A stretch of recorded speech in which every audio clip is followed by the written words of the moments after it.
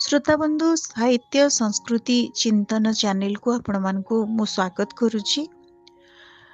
लोक साहित्य होछि आम ओडिया भाषा साहित्यर आदि रूप। लोक साहित्यर एक कलात्मक रूप आम आखि आगरे आज आसे। सीटी होछि उत्कल कहानी संग्रह बा कथा लहरी। कथा लहरीर कहानी गुड़िक केवल एकमात्र चित्त विनोदन बा मनोरंजन उद्देश्य रे अभिप्रेत। एहार लेखक लेखिका संपर्क रे कौनसी तथ्य नहीं, कारण लोक साहित्य निजे ही लोक वेद एवं एहा ही अपौरुषेय साहित्य। तेणु केवल चित्त विनोदन उद्देश्य रे मनोरंजन उद्देश्य रे एगुड़िक लिखित थिला। तेबे एगुड़िक शुणिबा फलरे आमे आजिर समय रे तत्जुगीय साहित्यर कहिबा शैलीर रूपरेख को सुंदर भाव रे पाई पारु। आज आपण मान उद्देश्य रे उत्कल कहानी संग्रह एक सुंदर कहानी जार शीर्षक हेउछि डालिंब कुमर कथा। आपण मानकु मु सुनाउछि। गोटे राजाटीए तार दुई भारीजा, काहारी किछि संतान हेला नै। राजा भारी चिंता करिथांती, खूब दान ध्यान करुथांती केमती गोटे पुओ हेब। दिनकर जणे सिद्ध पुरुष आसिले। से पचारिले, राजांकर एते दान ध्यान काहींकी होछि? मंत्री कहिले, राजांकर किछि पुओ झियो हेउ नाही बोली धर्म करूचंती। ए विधाता पुरुष छद्मवेशरे आसीथांती। से राजांकु डकाइले, तांकु गोटे डालिंब देई कहिले, ए फलटी नियो। तम राणीक भितरु जाहाकु तुमे भल पाओ ताकु तुमे प्रथमे खाइबाकु देब एवं तमर संतान लाभ हेब। किछि दिन गला, सान राणी को राजा खूब भल पाती। तेणु प्रथमे डालिंब फलटी तांकु देले एवं तांकर आसन्न से संतान प्रसवा संभूता हेले। बड़ राणी सान राणी को जमा देखि पारंती नाही। तहिरे फेर ए गर्भ हेबार देखि यार हिंसा द्विगुण बढ़िला। ए भारी दुखित रे थाए किपरि सान राणीर पिला को नष्ट करिब। दिने बड़ राणी धाई हातरे गुराए जहर बड़ी देई पठेला। धाई जाई सान राणी को कहला, बड़ राणी याकू देइचंती, तमे खाइब। ए सेही साधुंक नामरे ताकू खाइदेला, तार किछि हेला नाही। 10 मास 10 दिन पुरिलारु सान राणीर गोटे पुओ हेला। राजा बड़ खुशी हेले। राज्य रे डेंगुरा दियागला। समस्ते आनंद उत्सव कले। षठी पंचुआती 12 जात्रा एमान गला। 21 दिन से सिद्ध पुरुष फेर आसिले। ए पुओर नाम डालिंब कुमर देई गले। सान राणी को गोपन रे कही गले, तो पुओ सहजरे मरिब नाही। तमर जो दांड पोखरी अछि तहिरे गोटे राघव माछ अछि। तार पेट भितरे गोटे फरुआ अछि। तहिरे जो डालिंब हार अछि, एहार जीवन सेथिरे अछि। से हार को फरुआ भितरु बाहर करी जदि केही लगेब तेबे ए पुओ मरिब। यह कही से सिद्ध पुरुष गले बाहरी। डालिंब कुमर को 6-7 वर्ष होई गला। पाठ हेरिका खूब पढ़िला। तार पारारे बड़ सरधा। बहुत पारा पोषी थाए। पारांकु चरिबाकु छाड़ीदेला बेले दीटा गोटाए बड़ राणी दुआर को जाती बाहरी चरिबाकु। बड़ राणी तांकु सब धरी रखे। ए मागिले याकू कहे, जा तो बो को पचारिबु तो जीवन केउठी अछि। बुझी आसी जेबे कहिब तेबे तो पारा देबी। डालिंब कुमर जाई माँ को पचारे, ता जीवन कोठी अछि। माँ कहे, तू सेथिरु कोन पाइबु। एही परी कही भुलाई दिए। बड़ राणी दी पारा दिए नाही।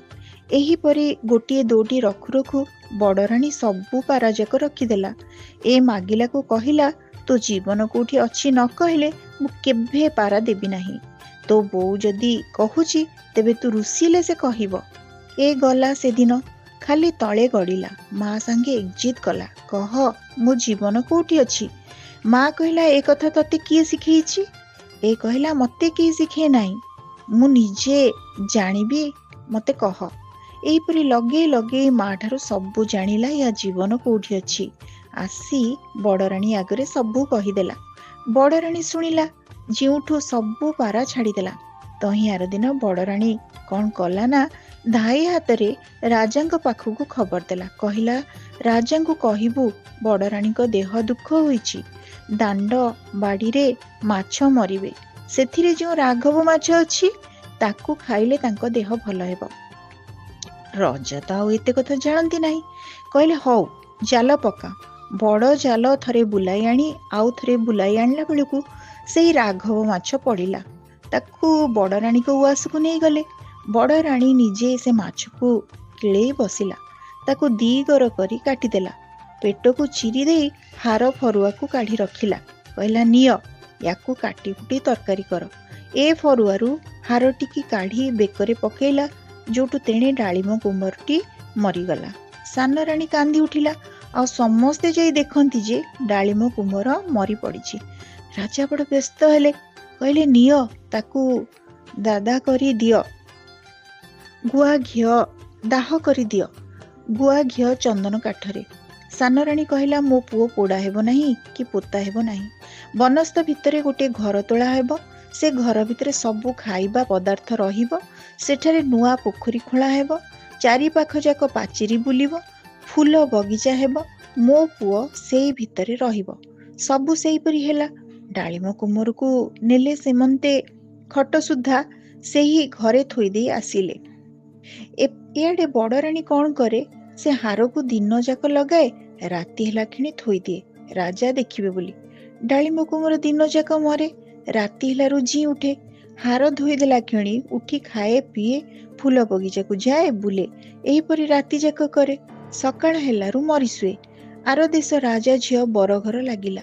ଯୋଉଠି ଯେତେ ଖୋଜିଲେ କୋଉଠି ବର ଘଟଣା ହେଲା ନାହିଁ। ରାଜା ବଡ଼ ବ୍ୟସ୍ତ ହୋଇ ପଣ୍ଡିତମାନଙ୍କୁ ଡକାଇଲେ। ପଚାରିଲେ, ୟାକୁ କାହିଁକି ବର ମିଳୁନାହିଁ? ଏମାନେ ଗଣନା କରି କହିଲେ, ଯେ ଦିନରେ ମରୁଥିବ, ରାତିରେ ଜିଇଥିବ, ୟାକୁ ସେ ବିବାହ ହେବ। ରାଜା କହିଲେ, ଏ ଅଲକ୍ଷଣୀଟାର ମୁହଁ ଚାହଁ ନା ଗୋଟେ ମଲା ମଣିଷ ବାହା ହେବ? ଏମନ୍ତ ଗୋଟାଏ ବର ଫେର କୋଉଠୁ ମିଳିବ? ୟାକୁ ବାହାର କରିଦିଅ। ସେ ଝିଅକୁ ବାହାର କରିଦେଲେ। ଝିଅ ବୁଲି ବୁଲି ଆସି ଯେଉଁ ବନସ୍ତରେ ଡାଳିମ୍ବ କୁମ୍ଭର ଅଛି ସେଇଠି ପହଞ୍ଚିଲା। ଦେଖିଲା ଯେ ବନସ୍ତ ଭିତରେ ଗୋଟେ ଘର ଦିଶୁଛି। ଯାଇ ସେ ଫୁଲ ବଗିଚାରେ ରହିଲା। ଆପଣା ଦୁଃଖରେ କାନ୍ଦୁଥାଏ। ରାତି ହେଲାରୁ ରଜା ପୁଅ ଜି ଉଠିଲା। ଗାଧୋଇ ଆସି ରାନ୍ଧି ବାଢ଼ିଲା, ଖାଇଲା, ପିଇଲା। ଫୁଲ ବାରିକି ଗଲା ବେଳକୁ ଏ ବସି କାନ୍ଦୁଛି। ଡାଳିମ୍ବ କୁମ୍ଭର ୟାକୁ ସବୁ ପଚାରିଲା। ଏ କହିଲା, ମୁଁ ସେ ଦେଶର ରଜା ଝିଅ, ମୋ ପାଇଁ ବରଘର ଲାଗୁଥିଲା। ପଣ୍ଡିତମାନେ ଏପରି କହିବାରୁ ବାପା ମୋତେ ବାହାର କରିଦେଇଛନ୍ତି। ଡାଳିମ୍ବ କୁମ୍ଭର କହିଲା, ତମ ବର ମୁଁ, ବିଧାତା ଘଟଣା କରିଛି। ମୁଁ ଦିନରେ ମରେ, ରାତିରେ ବଞ୍ଚେ। ଏହା କହିଲା ରାଜା ଝିଅକୁ ଘର ଭିତରକୁ ନେଇଗଲା। ଦିହେଁ ଆନନ୍ଦରେ ରହିଲେ, ଖାଇଲେ, ପିଇଲେ, ବସିଲେ, ଉଠିଲେ। ଦିନକର କଥା ରଜା ଝିଅ ପଚାରିଲା ଡାଳିମ୍ବ କୁମ୍ଭରକୁ, ତେମେ କାହିଁକି ଏପରି ହୁଅ? ସବୁ କହିଗଲା। ରଜା ଝିଅ ଶୁଣି ମନ କଥା ମନେ ରଖିଥାଏ। କେତେଦିନ ଗଲା, ଏହାର ସନ୍ତାନ ହେବାର ଥିଲା। ପୁଅଟିଏ ଜନ୍ମ ହେଲା। ପୁଅକୁ 3-4 ବର୍ଷ ହୋଇଗଲା। ଦିନକର କଥା, ଏ କ'ଣ କଲା, ପୁଅକୁ ବାପ ପାଖରେ ଛାଡ଼ିଦେଲା। ଗୋଟିଏ ଭଣ୍ଡାରୁଣୀ ବେଶ ଧରି ଟୋକେଇଟିଏ କାଖେଇଲା। ପଚାରି ପଚାରିକା ଗଲା ରାଜା ଘରକୁ। ଆଗେ ସାନ ରାଣୀ ପାଖକୁ ଗଲା, ତାଙ୍କୁ ଦଣ୍ଡବତ କଲା। ପଚାରିଲା, ବଡ଼ ରାଣୀ କୋଉଠି ଅଛନ୍ତି? ସାନ ରାଣୀର ପୁଅ ମଲା ଦିନୁ ମନରେ ଜମା ସୁଖ ନାହିଁ। କହିଲା, ସେ ଘରେ କୋଉଠି ଅଛନ୍ତି ଦେଖ। ଖୋଜି ଖୋଜିକା ବଡ଼ ରାଣୀଙ୍କ ପାଖକୁ ଗଲା। ତାଙ୍କୁ କହିଲା, କେତେଦିନ ହେଲା ନଖ ତୋଳା ହୋଇନାହିଁ, ଆସ ତୋଳିଦେବି। ବଡ଼ ରାଣୀ ପଚାରିଲେ, ତୁ କିଏ? ତୋର ଘର କୋଉଠି? ଏ କହିଲା, ମୋ ଘର ଏ ଦେଶରେ ନୁହଁ, ମୁଁ ତୁମ ଭଣ୍ଡାରୁଣୀର ମଉଳା ଝିଅ ଭଉଣୀ। ଆସ ଜଲ୍ଦି, ତେଣେ ମୋ ପୁଅ କାନ୍ଦୁଥିବ। ଆସ, ଖାଲି ନଖ ତୋଳି ଦେଇ ଯାଇଥିବି। କାଲି ପୁଅକୁ ଘେନିକରି ଆସିବେ ଯେ ଅଳତା ଲଗେଇଦେବି। ତରତର ହୋଇ ନଖ ତୋଳି ଦେଇ ସେ ଦିନ ଗଲା ବାହାରି। ତହିଁଆର ଦିନ ପୁଅକୁ ଘେନିକରି ଆସିଲା। ପୁଅକୁ ଶିଖେଇଥାଏ, ବଡ଼ ରାଣୀ ବେକରେ ଯେଉଁ ହାର ଅଛି, ମୁଁ ତାକୁ ମାଗିବି ଦେଖିବାକୁ। ସେ ମୋତେ କାଢ଼ିକରି ଦେଖିବାକୁ ଦେବ ଯେତେବେଳେ, ସେତେବେଳେ ତୁ କ'ଣ କରିବୁ? ହାରକୁ ଛଡ଼େଇ ନେଇଯିବୁ, ମୋ ହାତରୁ ଧରିବୁ। ମୁଁ ତୋ ହାତରୁ ଆଣିଲା ବେଳକୁ କାନ୍ଦିବୁ ଯେ ମୁଁ କହିବି, ଥାଉ, ପିଲା କାନ୍ଦୁଛି, ଆଜି ନେଇ ଯାଇଥାଉ, କାଲି ବୁଝିଗଲେ ମୁଁ ଦେଇଯିବି। ବଡ଼ ରାଣୀଙ୍କ ନଖ ତୋଳି ବସିଛି। ବେଳକୁ ଅନାଇ ଦେଲା ବେଳକୁ, ସାନ୍ତାଣୀ, ଏ ହାର କୋଉଠୁ ଆଣିଥିଲ? ୟାକୁ କୋଉ ଦେଶ ବଣିଆ ଗଢ଼ିଛି? ଏ ତ ଆମ ଦେଶ ଗଢ଼ା ପରି ଦିଶୁନାହିଁ। ବଡ଼ ରାଣୀ କହିଲା, ୟାକୁ ଆମ ବାପ ଘର ଆଡ଼ ବଣିଆ ଗଢ଼ିଛି। ଏ କହିଲା, ଦେଖି ସାନ୍ତାଣୀ, ଏ କେମନ୍ତ? ବଡ଼ ରାଣୀ ବେକରୁ ବାହାର କରି ଦେଲା। ଏ ଦେଖୁ ଦେଖୁ ପୁଅ ଛଡ଼ାଇ ନେଇ ଧରିଲା। ଧରିଥାଏ, ଏ ନଖ ତୋଳି ସରିଲା। ଅଳତା ଲଗାଇ ଦେଇ ସାରିଲା। ପୁଅକୁ କହିଲା, ତାଙ୍କ ହାର ଦେ, ଆମ ଘରକୁ ଯିବା। ପୁଅ ଆଉ ଛାଡ଼ିଲା ନାହିଁ, କାନ୍ଦିକାରି ଗଡ଼ିଲା। ଏ କହିଲା, ଦେଉ ତ ନାହିଁ, ମୁଁ ଘରକୁ ନେଇଯାଉଛି, କାଲି ସକାଳୁ ହାର ଦେଇଯିବି, ବୁଝିଗଲେ? ରାଣୀ କହିଲେ, ହଉ ନେ। ଏ ହାର ନେଇ ଆସିଲା ବାହାରି, ଆଉ ଫେରେଇ ଦେଲା ନାହିଁ।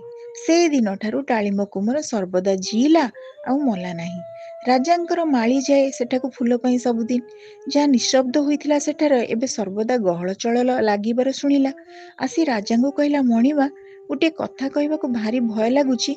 ରଜା କହିଲେ, କ'ଣ କହ? ମାଳି କହିଲା, ମଣିମା, ବନସ୍ତ ଭିତରେ ଯୋଉ ନଅରରେ ଛାମୁଙ୍କର ଡାଳିମ୍ବ କୁମରକୁ ରଖିଦେଇ ଆସିଥିଲେ, ସେ ଜାଗାକୁ ମୁଁ ଆଗେ ଫୁଲ ତୋଳି ଯାଉଥିଲି ଯେ ସର୍ବଦା ନିଃଶବ୍ଦ ଜଣାଯାଉଥିଲା। ଏବେ କେତେ ଦିନ ହେଲା ସେଠାରେ ବଡ଼ ଗହଳ ଚହଳ ଲାଗିଛି। ରଜା କହିଲେ, କାଲି ସେ ଆଡ଼କୁ ବୁଲିଯିବା, ଦେଖି ଆସିବା। ସେ ଦିନ ଗଲା। ତହିଁ ଆର ଦିନ ରଜା ଗଲେ ସେ ଆଡ଼କୁ ବୁଲି। ଡାଳିମ୍ବ କୁମର ଘର କବାଟ ଫିଟାଇ ଦେଖିଲା ବେଳକୁ ଡାଳିମ୍ବ କୁମର ଖଟ ଉପରେ ବସିଛି। ତା ଭାରିଜା ତଳେ ବସିଛି। ପୁଅ ଡାଳିମ୍ବ କୁମର ପାଖେ ବସିଛି। ରାଜା ଦେଖି କାବା ହୋଇଗଲେ। ଡାଳିମ୍ବ କୁମରକୁ ସବୁ କଥା ପଚାରିଲେ। ଡାଳିମ୍ବ କୁମର ସବୁ କହିଗଲା। ବଡ଼ ରାଣୀ ଯାହା କରିଥିଲା ଆଦ୍ୟରୁ ପ୍ରାନ୍ତ ପର୍ଯ୍ୟନ୍ତ ରଜାଙ୍କୁ ସବୁ କହିଲା। ସେ ରଜା ଝିଅ ଆଉ ପୁଅକୁ ଦେଖି ରଜା ପଚାରିଲେ, ଏଇସବୁ କିଏ? ରଜା ଝିଅ କହିଲା, ମୁଁ ଆପଣଙ୍କର ବୋହୂ। ଆଉ ଯେତେ ଯେତେ କଥା ତା ସମ୍ବନ୍ଧରେ ଘଟିଥିଲା ସବୁ କହିଗଲା। ଭଣ୍ଡାରୁଣୀ ବେଶ ହୋଇ ଯେମନ୍ତି ବଡ଼ ରାଣୀଙ୍କ ଠାରୁ ହାର ଆଣିଥିଲା ସବୁ କହିଗଲା। ରଜା ପୁଅ ବୋହୂ ନାତି ଦେଖି ବଡ଼ ଖୁସି ହେଲେ। ସେମାନଙ୍କୁ ଘରକୁ ନେଇଗଲେ। ଗୋଟିଏ ଦିଘି ଖୋଳାଇ ବଡ଼ ରାଣୀକି ତହିଁରେ ପକାଇ ଦେଇ ତଳ କଣ୍ଟା ଉପର କଣ୍ଟା ଛାଡ଼ିଦେଲେ। ସାନ ରାଣୀ ପୁଅ ବୋହୂ ନାତି ନେଇ ଘର ଦ୍ୱାର କଲା। ମୁଁ ଗଲାକୁ କଥା କହିଲା ନାହିଁ। ମୋ କଥାଟି ସରିଲା, ଫୁଲ ଗଛଟି ମରିଲା। ଶ୍ରୋତାବନ୍ଧୁ, ଆମେ ଆଜି ଶୁଣୁଥିଲେ ଉତ୍କଳ କାହାଣୀ ସଂଗ୍ରହର ଏକ ସୁନ୍ଦର କାହାଣୀ, ଡାଳିମ୍ବ କୁମର କଥା। କାହାଣୀଟି କେମିତି ଲାଗିଲା? ଆପଣମାନଙ୍କର ମତାମତ ଅପେକ୍ଷାରେ ରହୁଛି। ଧନ୍ୟବାଦ।